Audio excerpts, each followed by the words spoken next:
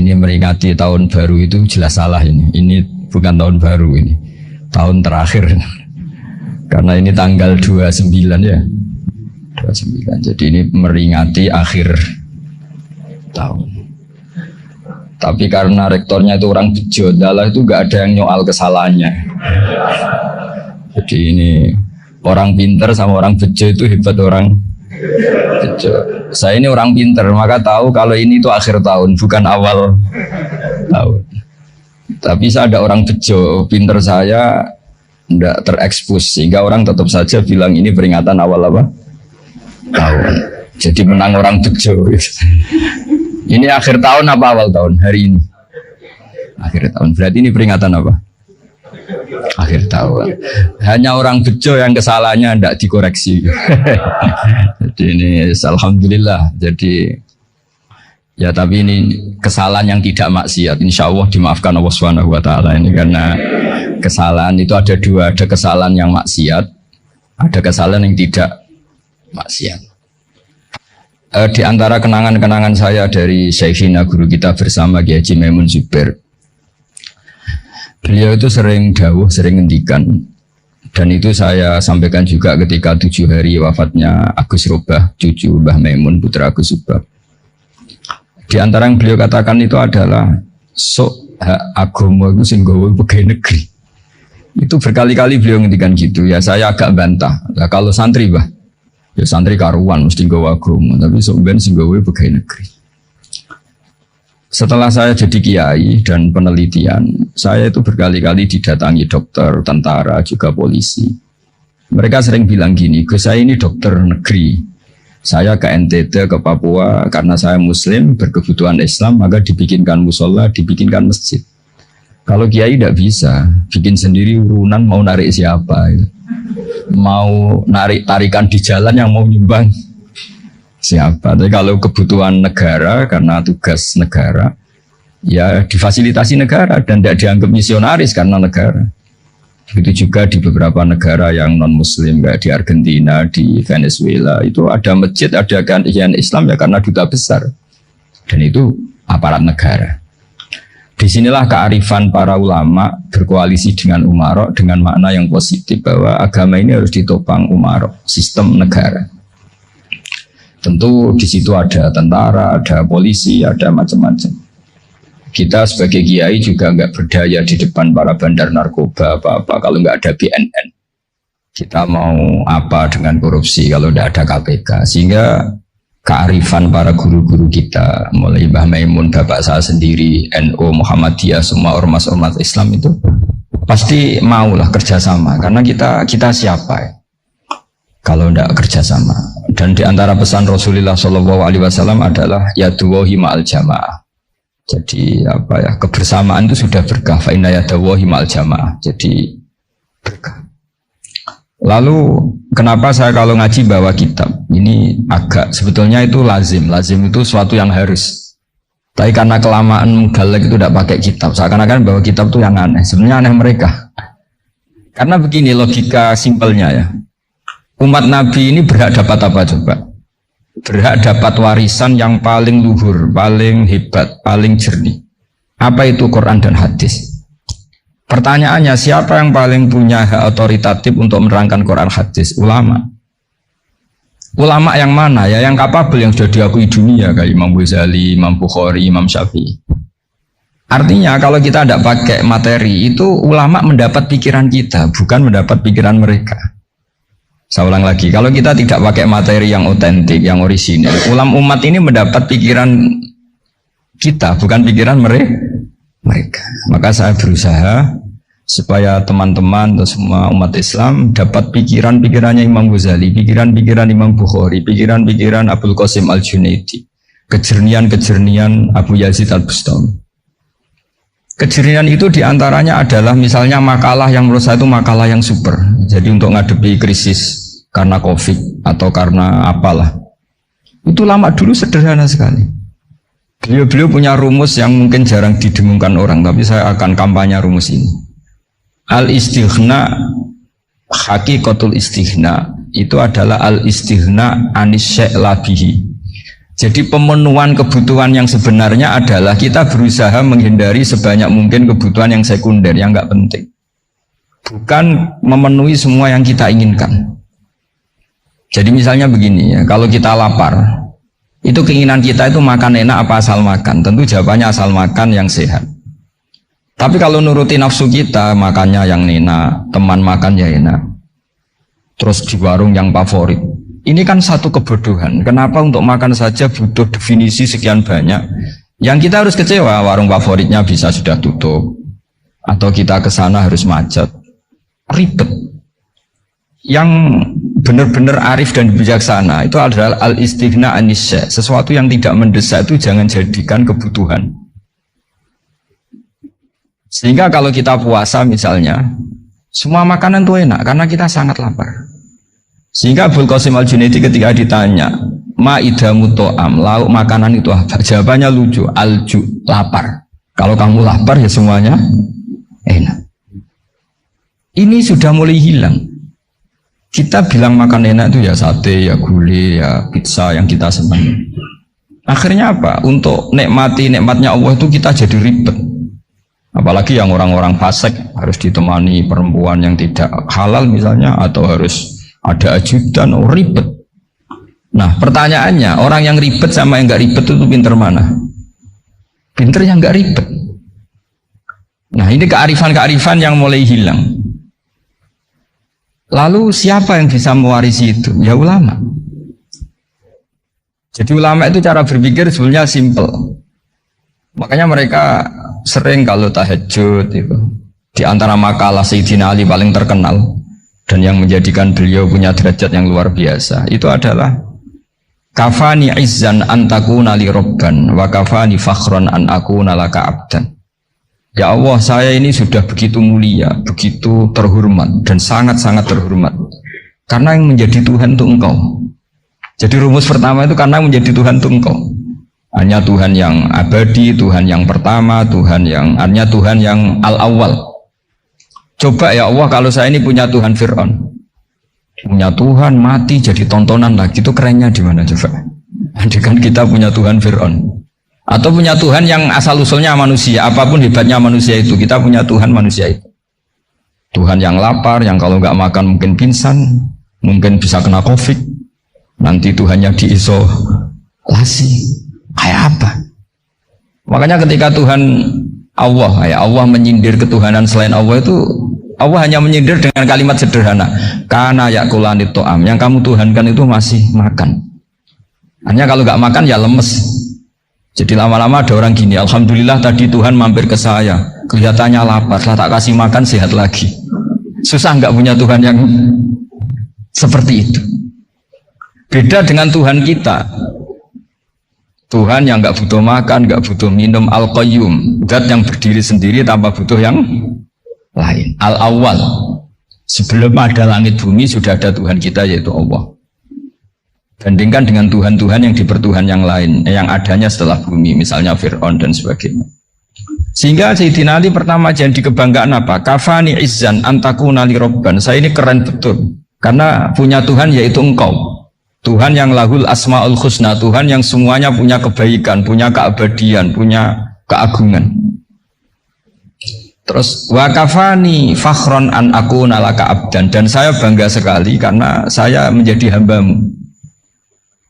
Kalau saya jadi hambanya Pak Rektor ribet kan, sudah tak hormati ternyata nanti tidak rektor, ya kan ribet kan. Terus pokoknya ribet, jadi budaknya manusia itu ribet. Makanya ada seorang wali datang ke temannya yang jadi presiden atau jadi raja. Datang ke situ karena tidak punya uang, mau minta uang karena temannya raja. Setelah sampai sana ternyata temannya ini karena orang soleh pas berdoa, ya Allah saya minta ini, minta ini, minta ini. Terus si wali tadi pulang. Tanya, kenapa kamu pulang? Ternyata dia sama, masih minta-minta kayak saya. Jadi sederhana dia. Sama-sama minta kamu, minta zat yang kamu mintain katanya. Jadi dulu itu orang itu sebegitu dekat dengan Allah. Sehingga si raja ini terus ketemu wali tadi, tanya, kenapa kamu menyelesaikan saya? Padahal sekarang saya raja.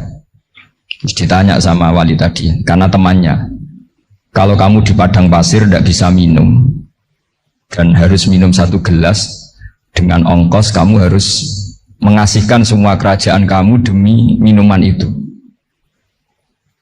Pilih mana, minuman apa tetap jadi raja? Ya saya milih bisa minum. Saya tidak raja tetap hidup, tapi kalau nggak minum mati. Bagaimana Anda bangga dengan satu kerajaan sing la yusawi kak samain, yang tidak sama dengan segelas air. Jadi artinya terus mereka melihat jadi raja itu ya biasa, jadi presiden biasa, jadi rektor biasa, karena mereka biasa berlogika hakikatul izzah itu ya taqarrub ila Allah, yang benar-benar terhormat itu ya dekat dengan Allah. Begitu seterusnya mereka bikin paradok-paradok yang aneh, tapi itu menjadi pelajaran. Bapak saya Ki Nur Salim itu senang baca anekdot Nasiruddin Koja.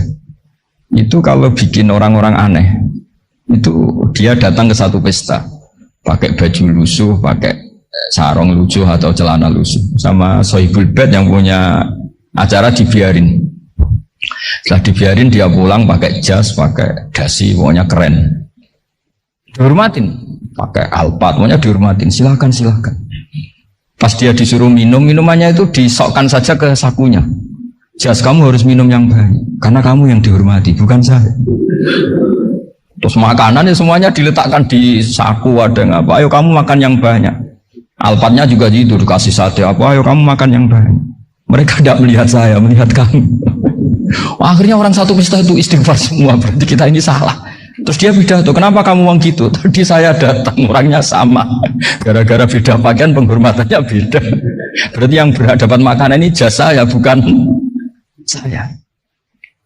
Betapa naifnya kita sebagai orang. Ternyata kita masih hormat sesuatu yang seperti itu, yang atribut lah. Jadi orang-orang sufi itu orang yang bisa menertawakan dunia. Akhirnya ya, pertama dia dianggap orang gila, masa jas dikasih makan, dikasih minum. Tapi secara fikih dia benar, haram dia makan. Karena pas dia datang dibiarin, setelah pakai jas dikasih makan. Berarti hakikat yang dapat rezeki siapa? Jasnya apa orangnya? Jasnya apa orangnya? Jasnya. Jadi itu orang-orang sufi, kearifan orang-orang dulu itu bisa ngelola hal-hal yang keseharian menjadi luar biasa. Ada seorang wali melihat istrinya makan satu piring, anaknya makan satu piring. Ditanya, kalian kenyang? Wah, kenyang sekali. Melihat anaknya minum kopi satu cingkir, seneng. Kalian seneng sekali. Wah, kalau seneng dengan hal-hal yang murah bisa, ngapain harus seneng dengan hal-hal yang mewah? Bodoh sekali saya. Sehingga terus mereka bisa qanaah. Qanaah itu ya hidup itu simpel, sederhana. Jadi tentu saya tidak akan ngomong yang muluk-muluk, selain itu tidak bidang saya juga apa ya, kita ini butuh obat di kondisi COVID seperti ini, butuh kesederhanaan, butuh apa ya, istihna tadi. Kita harus istihna billah an ghairillah. Jadi sudah cukup bahwa Allah ini segalanya. Sehingga tadi saya dengarin himnenya Unisula, yang paling saya kagum adalah dimulai dengan kalimat-kalimat thayyibah. Di antara tugas suci Nabi Ibrahim dan semua Nabi adalah wa ja'alaha kalimatam baqiyatan fi aqibih. Nabi Ibrahim itu Nabi yang diberi gelar Allah. Dia adalah Nabi yang menjadikan kalimat tauhid itu kalimat yang abadi di semua generasinya, baik anak turun karena gen maupun karena pembinaan, karena pendidikan. Ini penting sekali saya utarakan karena apa? Satu kehidupan itu sebenarnya digerakkan oleh kata-kata, oleh mutu kalau orang bahasa modern. Sehingga banyak ulama mengatakan al-ibarat kutun li'ailatil mustami'in, bahwa redaksi atau mutu atau pegangan hidup itu penggerak kehidupan. Sehingga sebetulnya manusia itu digerakkan oleh kalimah-kalimah itu, oleh moto-moto itu, oleh prinsip-prinsip hidup itu. Misalnya orang Palestina itu tiap hari ke pasar gitu. Mereka ke laut gitu. Ditanya, kenapa tidak takut tembak Israel? Jawabannya lucu. Kena tembak ya mati, nggak makan ya mati, nggak kerja ya mati. Ya sudah, sama-sama mati ya mendingan aktivitas normal. Tapi saya tidak menyarankan itu untuk melawan COVID. Ini cerita saja. Kamu jangan provokator. Karena ini wilayah sensitif. Jadi banyak orang yang poligami, kalau ditanya alasannya gitu, istri satu ya cerewet, dua ya cerewet, mendingan 4. Ya banyak yang gitu.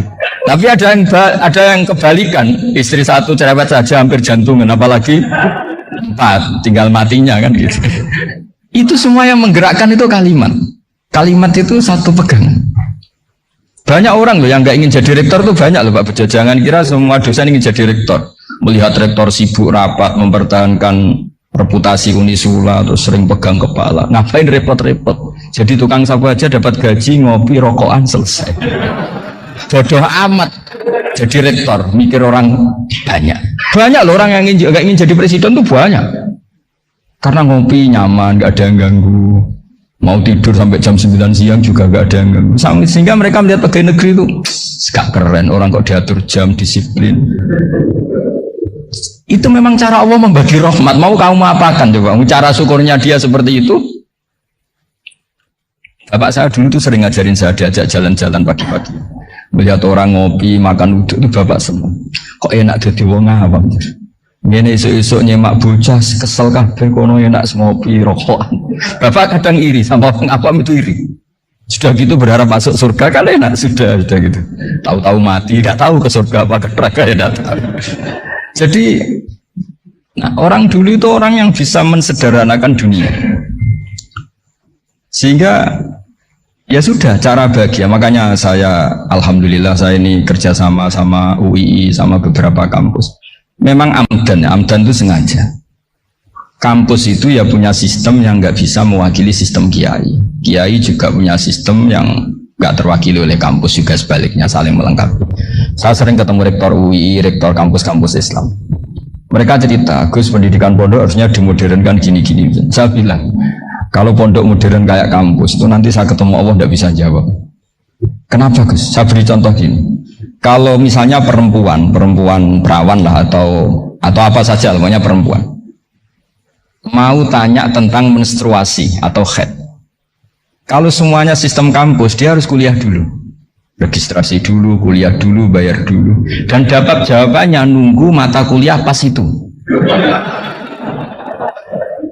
Bandingkan kalau sistem pondok, saya tuh sering ke pasar sama anak saya dicegat sama ibu-ibu. Gus, anak saya ngalami gini-gini, keluar darah terus menerus, nggak 6 hari tapi 1 bulan penuh. Itu hukumnya apa Gus? Nanti saya mau sowan ke jenengan. Nggak usah sowan, di sini aja. Ya sudah, sebelum mengeluarkan darah yang rutin seperti itu biasanya haidnya berapa hari? 6 hari, ya sudah ikut yang 6 hari, yang lainnya istighatsah. Ngoten tok Gus, ya udah. Ya. Begitu terus di masalah udhiyah. Ya coba kalau semuanya pakai sistem kampus, daftar dulu, bayar dulu. Jadi ini nggak ada jawabannya, nunggu mata kuliah itu baru dapat jawaban. Itu biasa nggak sholat bertahun-tahun karena belum ada jawaban tentang itu. Ya itu kalau misalnya orang mati, tahunya cara apa memulasara jenazah itu nunggu kuliah dulu, pas mata pelajaran itu dulu, baru menangani orang mati. Berarti orang mati itu tergeledak semua. Tapi kalau kiai kan enggak.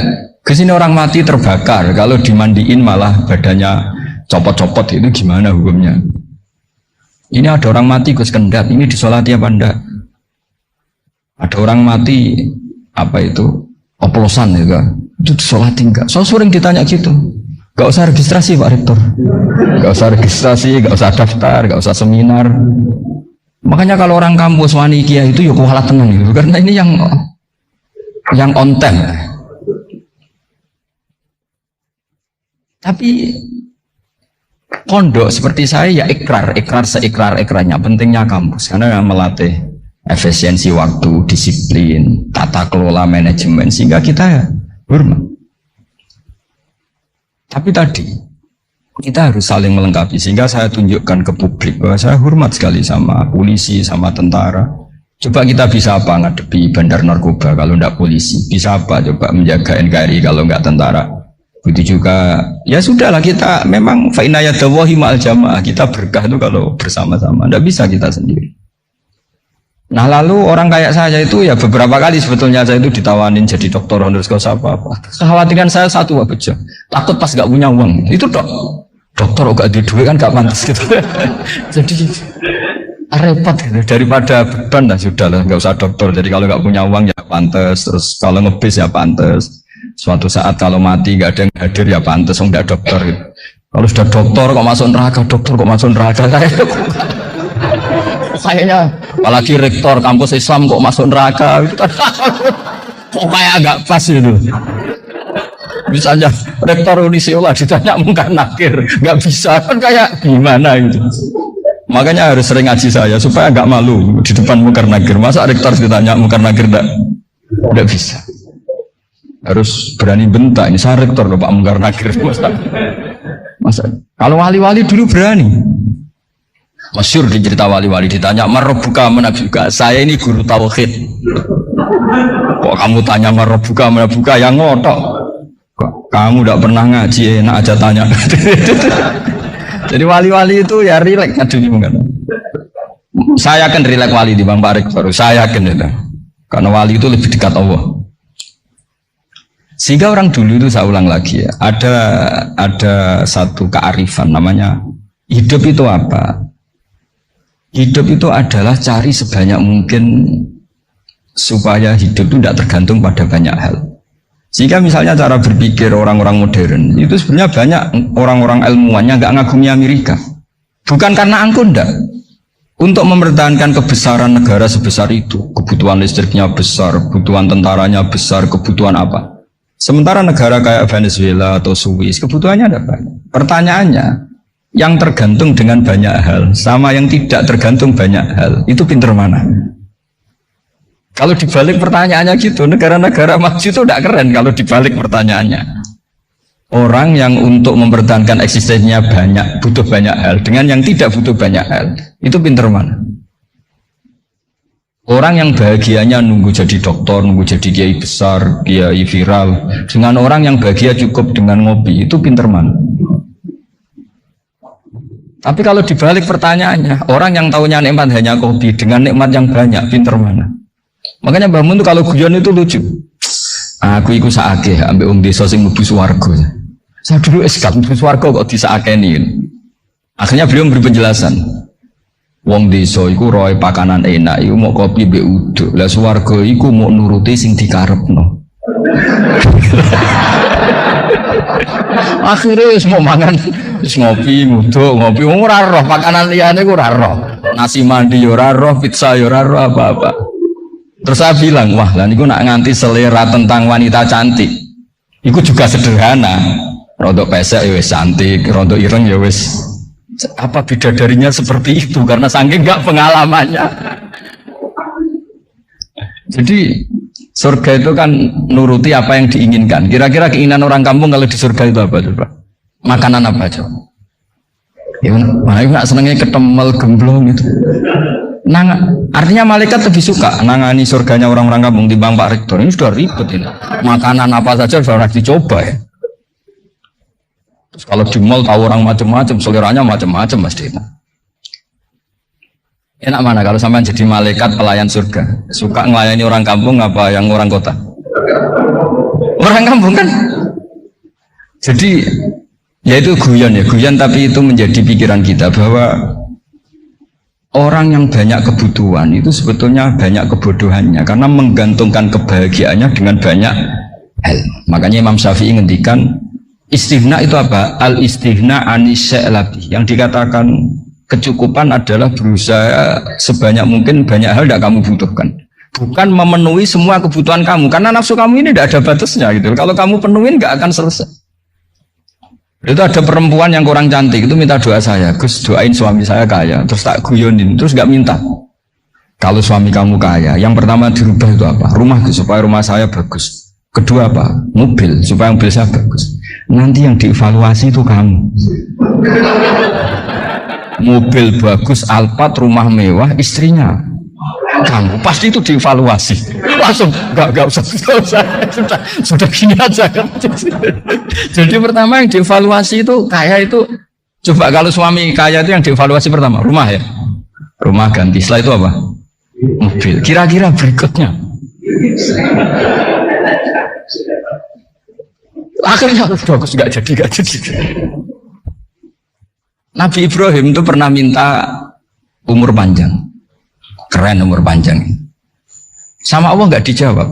Datang orang tua gitu bertamu ke Nabi Ibrahim, terus disuguhi dikasih kurma. Apa itu? Kok kurma apa? Anggur yang sudah matang sekali, sudah dimakan. Setelah dimakan meler keluar lagi, dimakan lagi meler lagi.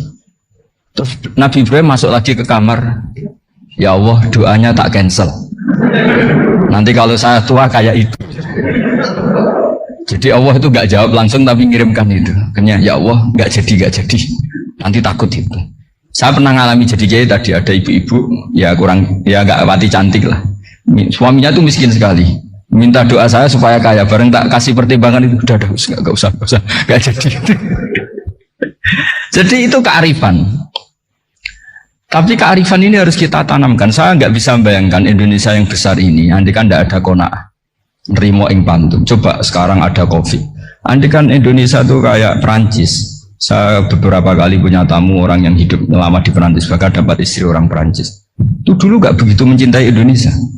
Tapi setelah di Perancis 2 tahun, wah Indonesia hebat. Di Perancis tuh kata dia kalau cerita, semua kebutuhan masyarakat itu dibebankan ke negara. Apa saja minta negara, apa saja nyoal negara.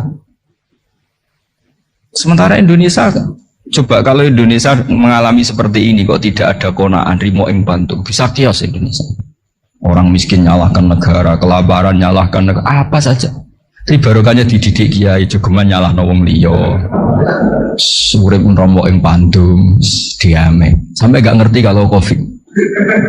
Banyak tuh orang-orang kampung itu, orang lugu-lugu itu. Mbah niki saking Covid, salam ning Covid, muga-muga umure panjang. Dikira Covid itu nama orang yang ahli sosial itu. Mbah niki dana saking Covid. Matur nuwun sampai no salamku, muga-muga umur panjang. Bingung kan yang nganterin ini. Ini gimana yang mau menjelaskan ini? Memang nggak sahab. Ribet kan. Tapi saya pastikan bahwa dengan keadaan seperti ini kita bahagia, kita stabil, itu jelas barokahnya kalimat tadi, moto tadi atau pegangan hidup tadi. Makanya disebut al-ibarat qutun li'ailatil mustami'in, bahwa redaksi atau kata-kata atau pegangan atau filosofi hidup, apalah namanya itu adalah penyemangat. Penyemangat. Karena kata-kata ini memang luar biasa. Ketika sahabat perang demi kebenaran, zaman itu ya pasti benar karena yang dibela Nabi. Dulu itu kan enak zaman Nabi, yang dibela mesti benarnya, musuhnya mesti salahnya. Jika dulu itu memang harus tegas. Kalau sekarang mau tegas gimana? Yang kamu bela tidak mesti benar, musuhnya tidak mesti salah. Ribet kan kalau misalnya saya tukaran sama Pak Rektor, kamu mau bela mana kan bingung. Saya tidak mesti benar, saya tidak Nabi. Pak Rektor apalagi nggak mesti benar lagi kan? Ribet kan? Jadi kalau kita mau perang sekarang itu mau pede gimana? Enggak. Makanya banyak ulama sekarang tuh mau tegas tuh nggak berani karena ya banyak hal yang abu-abu lah wilayahnya. Misalnya pilihan presiden, atau pilihan bupati, pilihan menteri. Kamu mati-matian bela itu, yang kamu bela ada mesti benar, musuh kamu tidak mesti salah. Misalnya pilihan bupati, wah ini kabupaten ini baik kalau bupatinya ini, yang satu bilang ini, terus tim suksesnya kamu tanya, kamu yakin? Ya ada juga. Nah kenapa semangat? Kan saya botohnya, paling alasannya ya itu aja, bukan yang lain. Beda dengan zaman Nabi, Nabinya mesti benar, Abu Jahalnya mesti salah. Kan enak aturan mainnya jelas. Singkat cerita dalam perang itu banyak sahabat yang ngalami luka, ngalami apa gitu.